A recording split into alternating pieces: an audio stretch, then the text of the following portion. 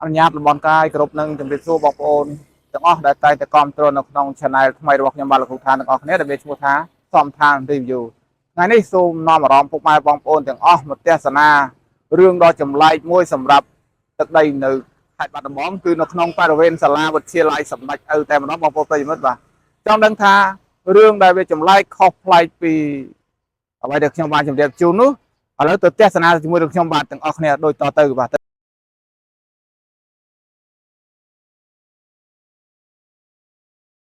ដល់នេះបងប្អូនបាទអ្វីដែលខ្ញុំបាទចង់ជម្រាបជូនបងប្អូនឲ្យបានដឹងទាំងអស់គ្នារឿងដែលចម្លែកដែលនៅក្នុងទឹកដីនៃខេត្តបាត់ដំបងបាទឃើញថាមានរឿងចម្លែកដែលគួរឲ្យគាត់សម្គាល់គឺខាងក្រោយខ្នងរបស់ខ្ញុំបាទនេះបងប្អូនឃើញទេបាទគឺជាចេតិយមួយដែលនៅក្នុងបរិវេណរបស់សាលាវិទ្យាល័យសម្ដេចឪតែម្ដងហើយពាក់ព័ន្ធនឹងចេតិយនេះមិនដឹងថាប្រវត្តិសាវតាឬក៏ប្រវត្តិកសាងអីយ៉ាងណាយ៉ាងណីទេបងប្អូនយើងអត់ដឹងតតែសោះហើយសម្រាប់បងប្អូនទាំងអស់គ្នាបើសិនជាបានដឹងពាក់ព័ន្ធនឹងការកសាងតាំងពីជំនាន់ណាជំនាន់ណីនេះសូមកុំភ្លេចចូលរួម comment ខាងក្រោមវីដេអូរបស់ខ្ញុំបាទដូចតទៅតោះឥឡូវបងប្អូនយើងតោះចង់ដឹងថាចេតិយនេះខ្ញុំដាក់ឈ្មោះថាចេតិយចម្លែកចង់ដឹងថាចេតិយចម្លែកយ៉ាងណាឥឡូវទៅទស្សនាជាមួយនឹងខ្ញុំបាទជាបន្ត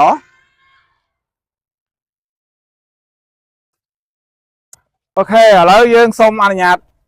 បង្ហាញជូនបងប្អូនប្រិយមិត្តទាំងអស់ទីតាំងអំពីចេតិយនេះបើយើងពិនិត្យមើលទៅអ្វីដែលខ្ញុំបានបញ្ជាក់ជូនថាវាជាចេតិយចម្លែកយ៉ាងម៉េចបងប្អូនបាទត្រង់ថាចេតិយនេះគឺអត់មានដាក់ឆ្នាំកសាងផលិតអីទេមិនដឹងថាតាំងពីជំនាន់ណាឆ្នាំណាហើយសពដើម្បីតម្កល់ទុកនៅក្នុងចេតិយជាទីសក្ការៈបូជានេះមិនដឹងថាសពអ្នកណាអ្នកណីទៀតអត់មានដាក់ប្រវត្តិដាក់ឈ្មោះឆ្នាំកសាងអីទាំងអស់បងប្អូនបាទវារឿងដែលចម្លែកបំផុតគឺត្រង់ថាអត់ដឹងថាដាក់សពអ្នកណានៅក្នុងហ្នឹងទៀតឥឡូវបងប្អូនយើងតោះឥឡូវទៅទស្សនាមកជុំបងប្អូនយើងតើវាមានភាពរចនាបថកសាងអីយ៉ាងដូចម្ដេចដែរបាទឥឡូវមកជាមួយខ្ញុំបាទទាំងអស់គ្នាបើយើងពិនិត្យមើលទៅហាក់ដូចជាធម្មតាដែរបងប្អូនมันមានអីចម្លែករចនាបថអីឲ្យវាមានភាពលេចធ្លោអីទេវាជារឿងធម្មតាទេហើយគឺថាប្រាងជុំវិញនីមួយគឺត្រូវបានកសាងរៀងដូចខ្ពស់បន្តិចបាទគឺផុតក្បាលខ្ញុំបាទតែម្ដងគឺខ្ទង់ប្រហែលជា2 ម៉ែត្រហើយឥឡូវបងប្អូនយើងទស្សនាបន្តទៀតសូមដើរមើលមកជុំមើលហើយបន្តិចទៀតនឹងឡើងលើមើលតើថាមានការដាក់កសាងនៅក្នុងកំឡុងពេលឆ្នាំណាអីបងប្អូនគិតទៅវា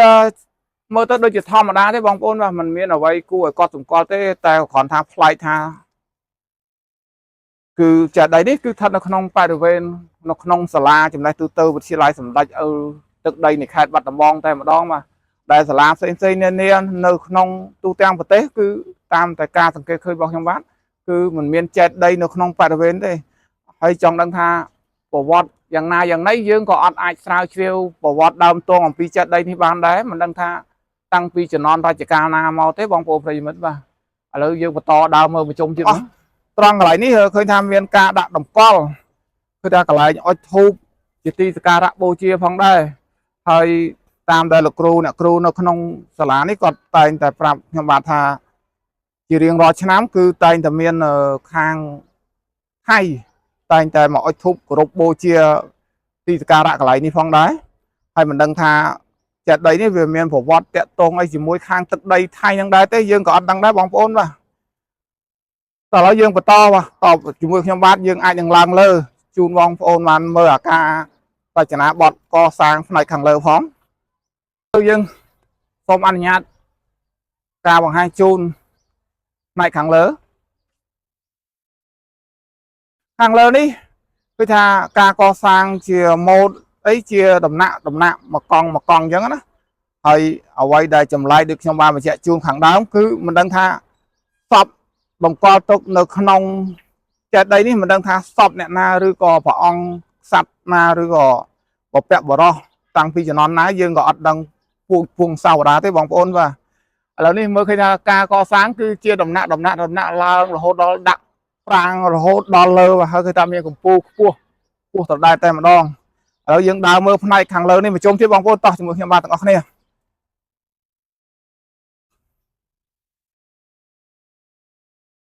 ឃើញថាចេតិយនេះកសាងជាប្រភេទស៊ីម៉ងត៍បាយអទេមិនមែនជាថ្មបាយក្រៀមទេបងប្អូនបញ្ជាក់ជូនផងដែរឥឡូវឃើញថាផ្នែកខាងលើនោះឃើញថាមានដើមពោធិ៍តូចមួយដុះចាប់ជាមួយនឹងចេតិយហើយដើមពោធិ៍នោះក៏អាចជាមូលហេតុមួយដែរដែលធ្វើឲ្យចេតិយអាចនឹងប្រេះស្រាំឬក៏ឆាប់ខូចអញ្ចឹងបើសិនជាអត់មានការកាប់ចេញអីទេនេះគ្រាន់តែជាគំនិតយល់ឃើញរបស់ខ្ញុំបាទទេបាទហើយ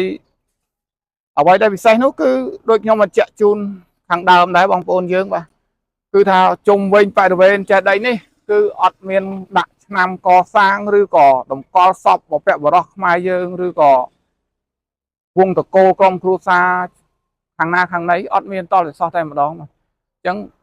សម្រាប់បងប្អូនប្រជាពលរដ្ឋរស់នៅទឹកដីខេត្តបាត់ដំបងគាត់ថាតាំងពីគាត់មករស់នៅមកគឺឃើញចេតិយនេះតែម្ដងបាទអញ្ចឹងយើងមិនអាចដឹងថាកសាងនៅក្នុងឆ្នាំណាទេហើយមិនដឹងថាតម្កល់សពអ្នកណាអ្នកណីយើងក៏អត់ដឹងដែរមកដល់ពេលនេះហើយបងប្អូនដែលបានដឹងពូជពងសាវតានៃចេតិយនេះដឹងហើយកុំភ្លេចចូលរួមខមមិនខាងក្រោមវីដេអូរបស់ខ្ញុំបាទផងឥឡូវបន្តទៅមុខទៀតបងប្អូនយើងវាអត់មានអីខុសប្លែកទេបងប្អូនបាទជារឿងធម្មតាគាត់ថាវាចម្លែកត្រង់ថាអត់មានដាក់ឆ្នាំផលិតហើយមិនដឹងថាតម្កល់សពអ្នកណាអ្នកណីទេបងប្អូនយើងបាទអត់ដឹងតតែសោះ